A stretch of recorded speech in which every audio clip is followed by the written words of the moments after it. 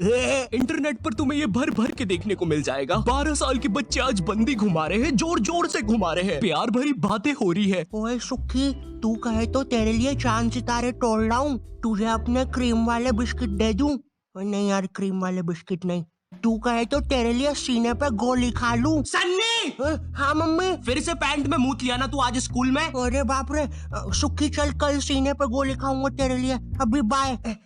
Mummy वो अली की सुसु है। अली कैसे मूत रहा है तेरी पैंट में? गोली बराबर के बच्चे सीने पे गोली खाने की बातें कर रहे हैं। भाई जब मैं 12 साल का था मैं सोचता था ये अंकल चिप्स कौन सा अंकल बनाया जा रहा है और इतनी सारी कैसे बना रहा है। मेरा नाम है अंकल चिप्स। वैसे तो ज्यादातर समय चिप्स बनाने और बच्चों के साथ मौसम पाई खेलने में चला जाता है, लेकिन खाली टाइम में मैं खुद को गुदगुदा भी लेता हूँ। देखना चाहोगे? अरे मायरे।